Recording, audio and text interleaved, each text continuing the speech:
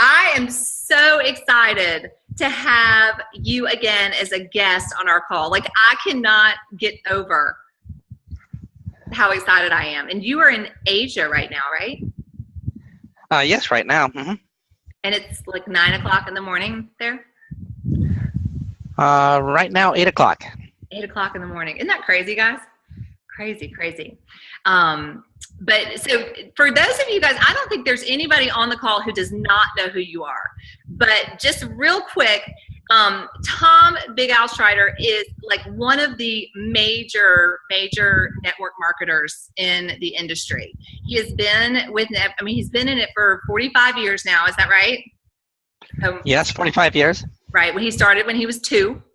And he is one of the big gurus, guys.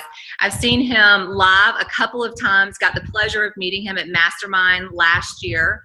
And we have just built a connection, which I'm very, very thankful for. He's written tons and tons of books. And if anybody has heard me talk about the 4 color personalities and icebreakers and all that stuff, this is the guy where I get it from. So he's, anyway, just to say he's one of just my most favorite mentors that I have. And I'm very honored that he has agreed to be on our call. So tonight he's going to talk to us about objections, which we were kind of talking about in our new ambassador training.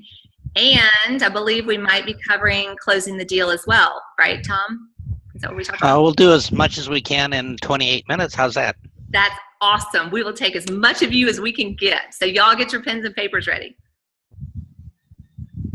So I guess, Tom, one of the big things that we get are objections, right, in network marketing. Yeah, it happens. There is the chances of us talking to somebody on the perfect day at the perfect time in the perfect situation for them, that's pretty slim. Yes. And the people, and I was telling them that too, that the people, the higher you get in the company, the more objections that they've heard, the more no's that we've heard.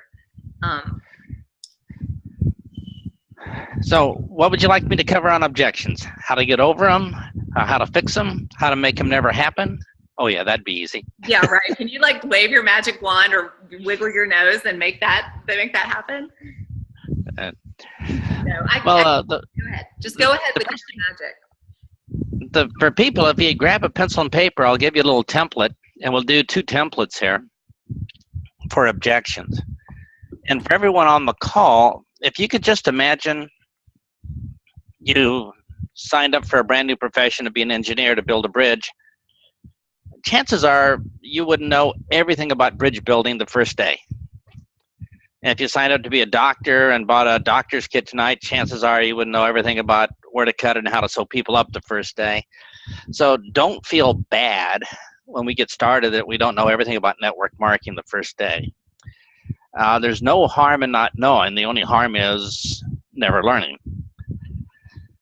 So it'd be pretty unrealistic for people to expect us to know every skill of every profession in the universe. So for the folks here on the call tonight, here's kind of a choice you have to make first. And that is, number 1, am I doing this as a hobby? And if you're doing it for a hobby, you don't even have to take notes now. Just sit back and enjoy this as part of the experience. You know, you get to meet new people, have better friends, hang around with better people than your in-laws. It's kind of fun.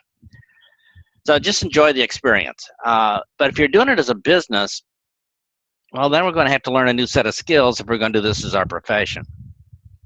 So to show you the difference is if somebody said, oh, I don't have any money. I just can't join the business. I don't know. Marianne, do you think anybody's ever heard that one before? I'm not sure if they've heard that one before, Tom. That's a new one to me. Yeah, okay, so I'll just go with the flow on this one. Yes, all the time. Well, if somebody says they haven't heard it, that means they hadn't talked to anybody yet. So, right. I'll separate this really quick. And that could just be saying no. They're saying, I live next door to you. I have to work with you every day. I can't say no to you. That'd be rude. So you just got to make up some sort of excuse to, help you save face. So we're not talking about that tonight. That's another problem because we did a really bad presentation. We missed the 3 basic steps. We didn't have any skills there. But I'm just assuming for a moment they're saying they don't have any money, and it could be legitimate. I mean, there are people that don't have any money.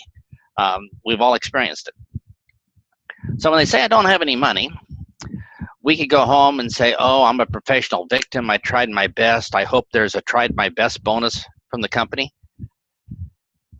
That's probably a bad plan, although that's what a lot of people do. And the other plan is we better start learning how to do this business instead of just kind of hanging around and faking it. So for those that want to start learning, grab your pen. Let's write this down. The first rule of objections is you have to agree with them. It's almost impossible to win an argument. Because when you're arguing all the good points on your side, oh, what does the other person think? And they're thinking, oh, here's all the good points I'm going to say as soon as you shut up. So that means they're not even listening to us. So when there's conflict and we're saying all the good points to support our side of the argument, they're not hearing anything. So there's no communication. The first rule of communication is you're going to have to agree with them, because if you don't, they're not even going to hear words you say. So the first words that we're going to say are, on our little piece of paper we're writing down here, is of course. O-F-C-O-U-R-S-E. Now, they say, oh, I don't have any money. And we're going to say, of course. Now, how are they going to feel? They're going to say, well, wait a minute. You listen to me. I like people who listen to me. I like doing business with people I like. You know, you listen to me. You're not some sleazy salesman. You're not arguing with me.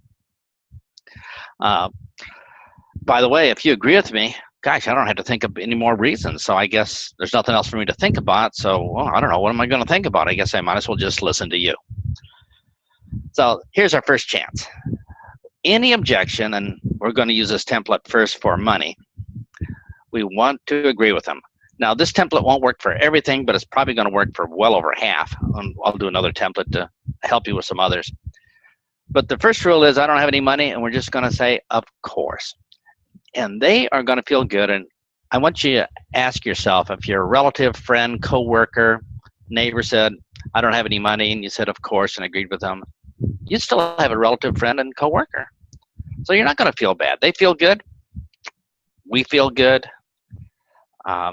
I don't like rejection. As you know, I'm a full-time coward.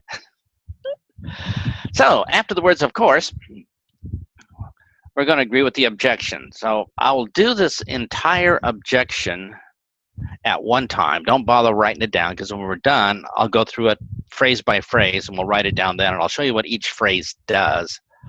But what we need to do is take them from, oh, it's not possible for me to do this business, I just don't have any money, all the way to, let's work on getting started now. And my question is, how much time do we have to pull this off? Well, Microsoft did a little study. They said that the average human attention span is 8 seconds.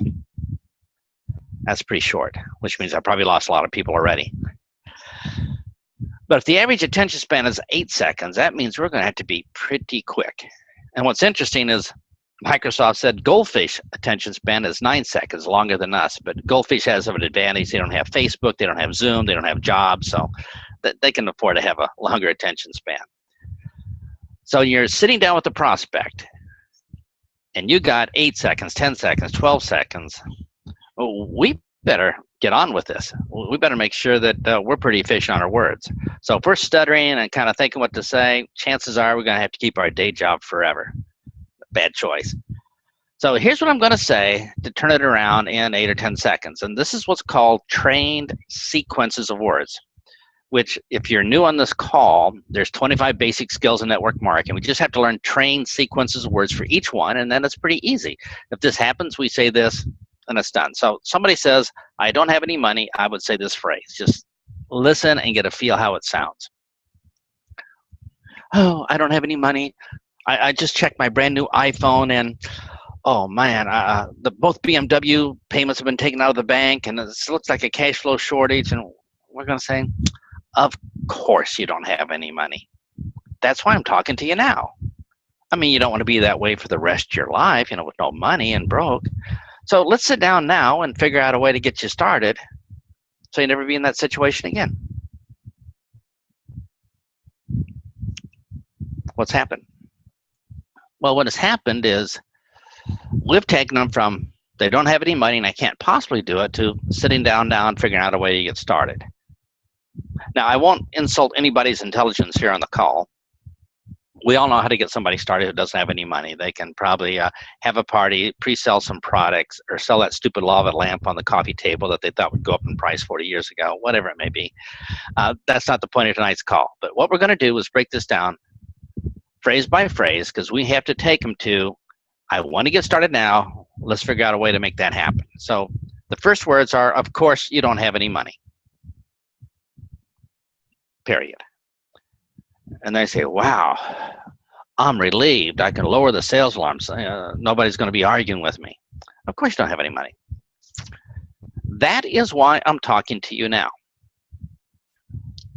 That is why I'm talking to you now. People go, Now, what we've done in this case is we've told them a fact they absolutely believe.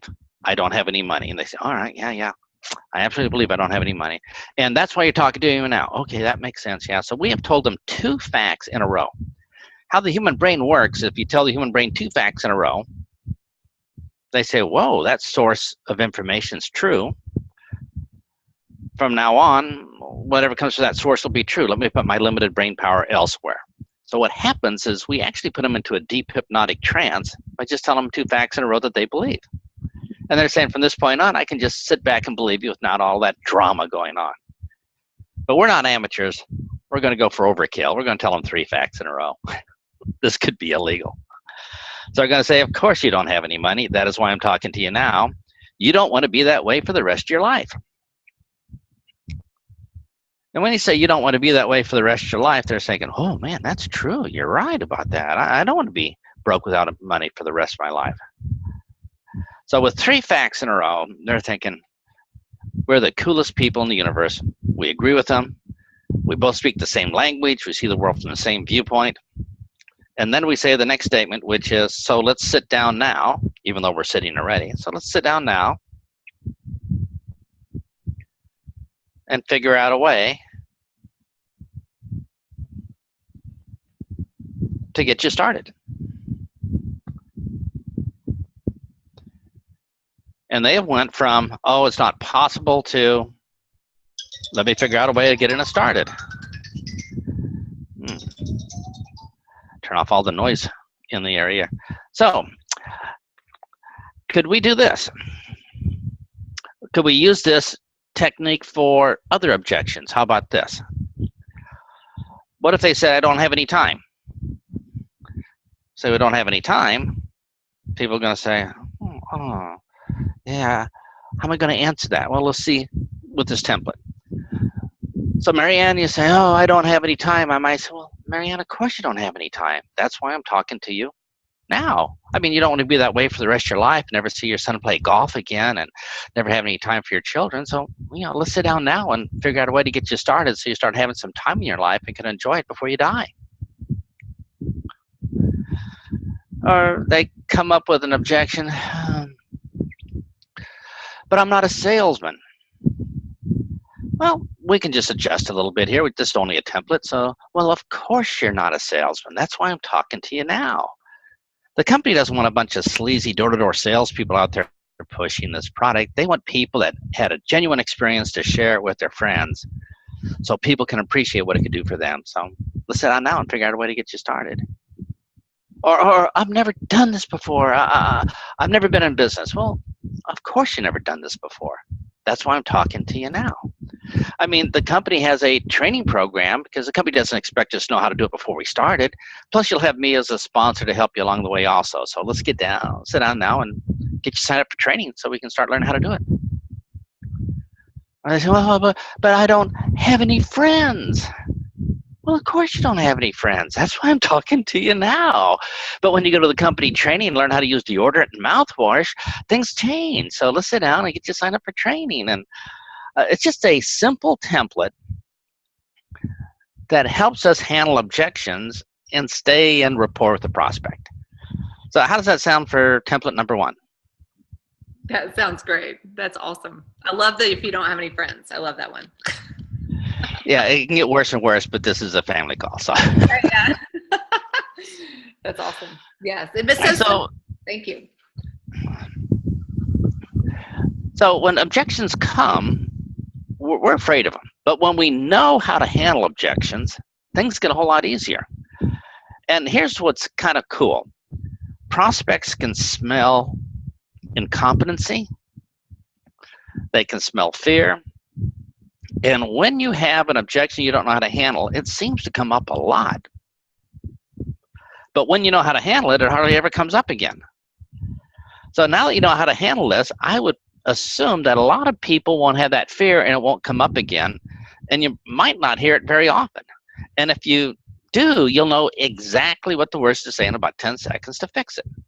Now, there is a little caveat or warning I have to give here is once you know what to say on an objection, this could happen. You sit down to enroll somebody in your program. They say, hey, yeah, I'd like to join. You say, no. Don't you want to say you don't have any money? I know how to handle that. So it's a lot easier when we just know what to say. So should we do another template? Yes, please. Okay. This template is designed for the one I need to think it over, which is probably the second most common objection that I've run across in 45 years. So when people say, I need to think it over, why? And the answer is because that's the human nature. People say, oh, no, I want to find people who just can make a quick decision, don't have to think it over. And I said, well, stop talking to humans then, because humans want to think things over. So if they say, I want to think things over, that's the nature of humans. Don't be surprised. Just learn how to handle it. Now, why we want to think things over is how many people here on the call has ever made a bad decision before? Oh, we all have. And then we think about it, and how do we feel? Oh, not very good. And then we think about that bad decision again, and how do we feel? Not very good. And we think about it again, and not very good. And from that one bad decision, we probably have 10,000 impressions in our mind that we've thought about this again, and our mind says, wait a minute, don't you ever make a decision again, because it might turn out bad, we're going to feel bad. And by the time you multiply that with a lot of bad decisions we've made in our life, the human mind says, please put off decisions as long as humanly possible, because we just don't want to make them, because if it turns out bad, we're just going to feel bad. So please hope something happens so the decisions made for us are taking care of it. Second reason humans don't want to make decisions is we've been trained to. At work, the boss says, don't you think independently, just follow instructions. So you come into McDonald's and you say, I want to order a hamburger with pickles on one side.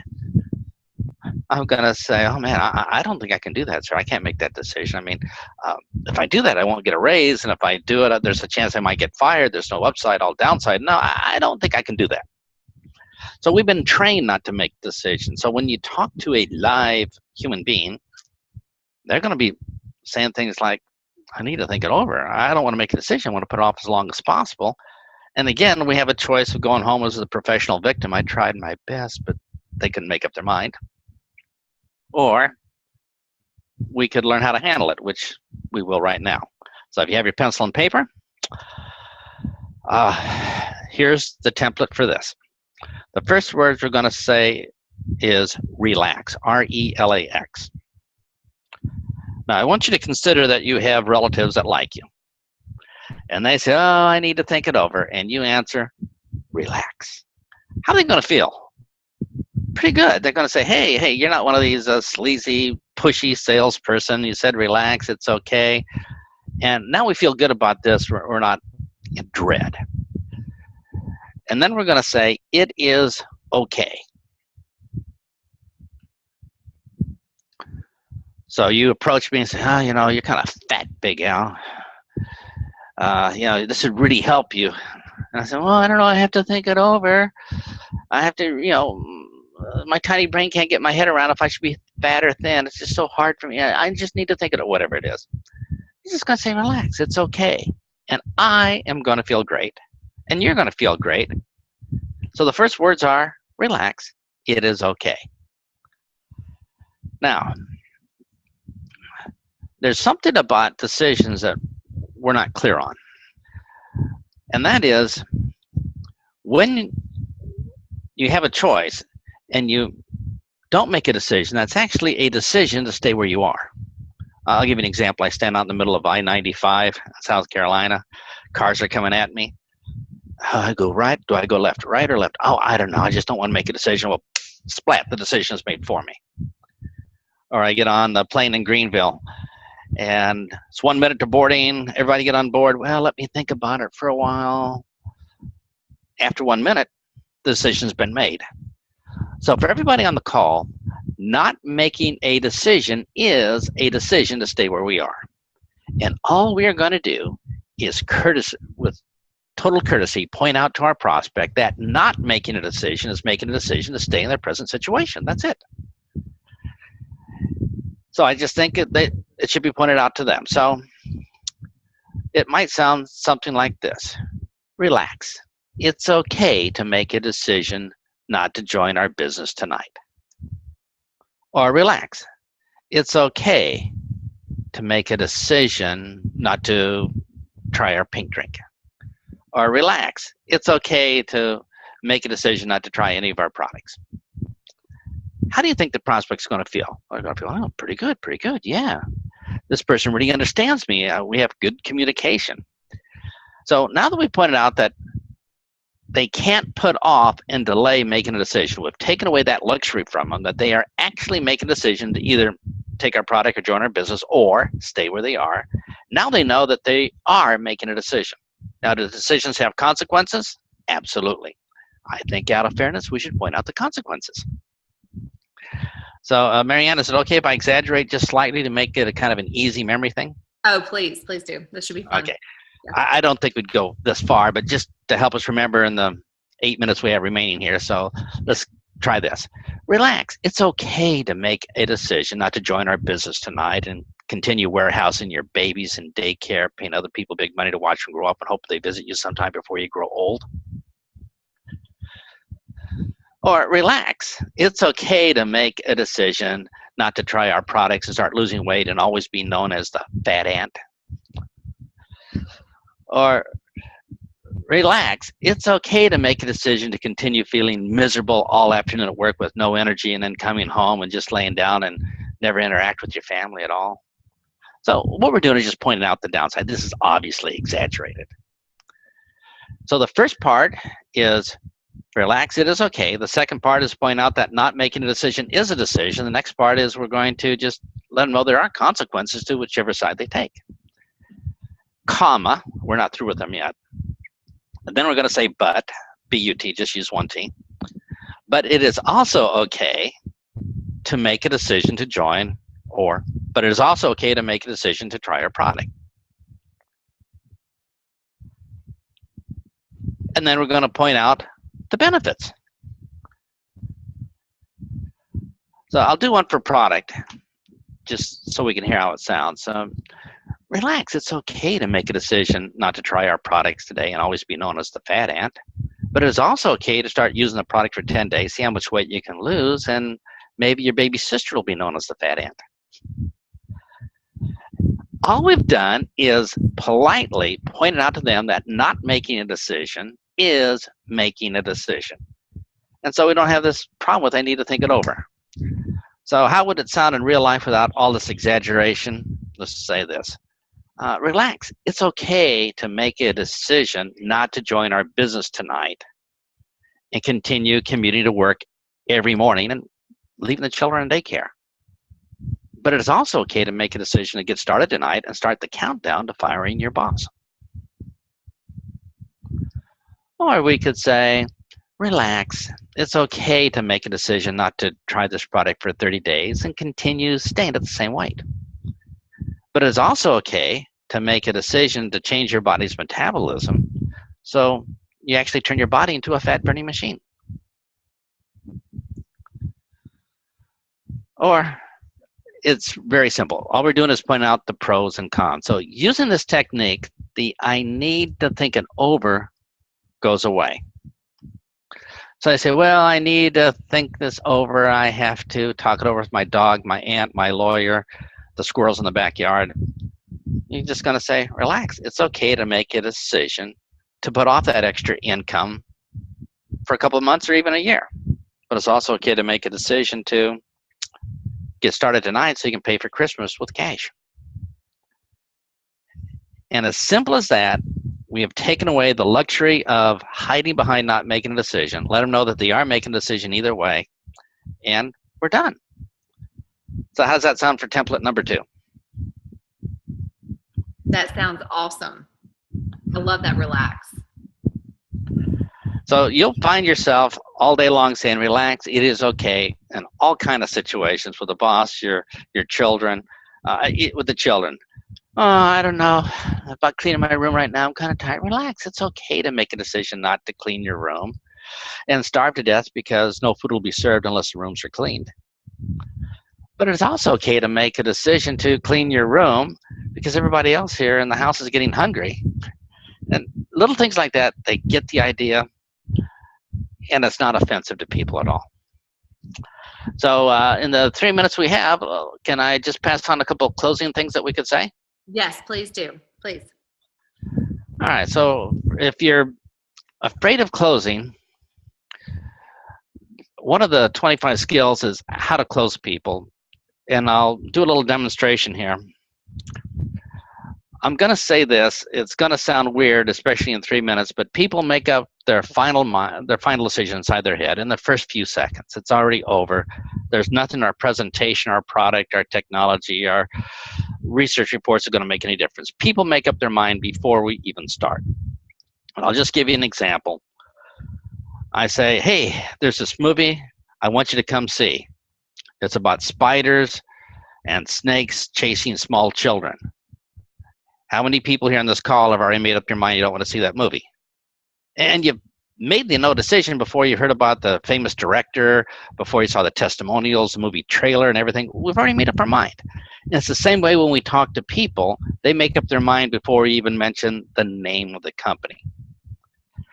So how do people make up their mind quickly? It's based upon programs ahead. This is a subject for another time. But I'll just give you a little sentence to show you the difference.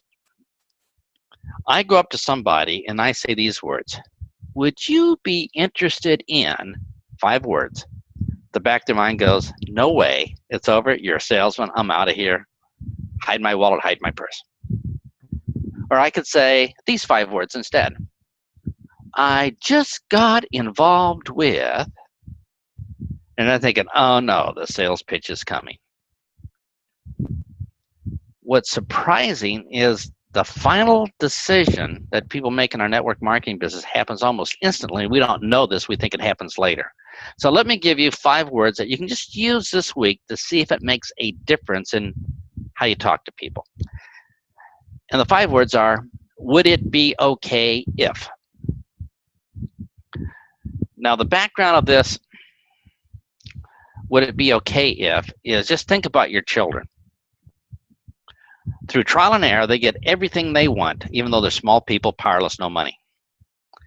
And they have learned specific phrases that get people to want to say yes. And the phrase that they settle on through trial and error endlessly with mom and dad is, would it be okay if? So would it be okay if I stayed at Jennifer's tomorrow night? Would it be okay if I did my homework on Sunday night instead? Would it be okay if we got a Nintendo 13? I heard they're educational. We've been played like a drum. Kids know if they say, would it be okay if, their chances of success go through the roof. So this week, just try would it be okay if when you're asking for things. Things like, well, on this business, would it be okay if you could fire the boss? Would it be okay if you could have an extra paycheck? Would it be okay if you had 2 paychecks instead of 1? Would it be okay if you could lose weight one time and keep it off forever? Would it be okay if you had more energy? Would it be okay if you could spend more time with the children? Would it be okay if you could retire 10 years early at full pay? Would it be okay if you could double your pension in just 9 months? Would it be okay if you work 3 weeks out of the month, get paid for 4? Would it be okay if you take a 6-month holiday twice a year? Would it be okay if you never had to show up for work again? Or would it be okay if you didn't have to work 45 years like your parents? Or would it be okay if you just tried would it be okay if over and over again all week long, and you'll just get a sense or feeling that if you say would it be okay if, people want to say yes. And that takes away a lot of the rejection.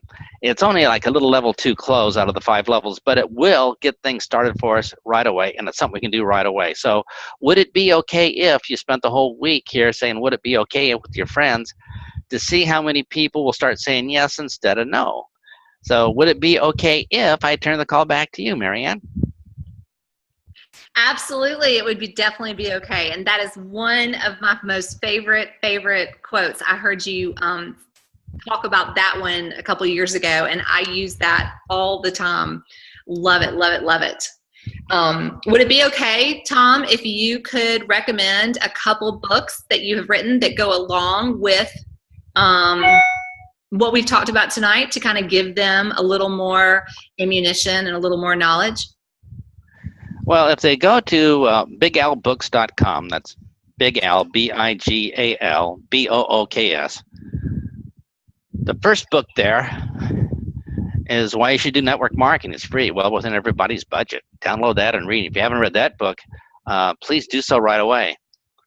And once you're there, you'll see, I think, 12, 13 other books by a world-famous author, me.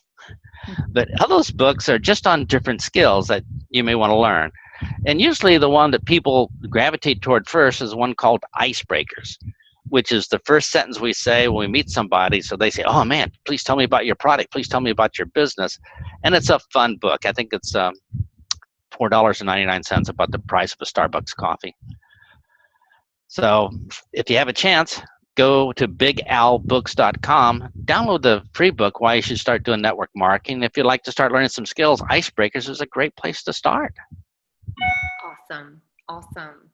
Well, I cannot thank you enough, Tom, for hopping on here while you're in Asia, 8 o'clock in the morning, and just being willing to share some of your amazing knowledge that you have. I'm so honored and thankful for you.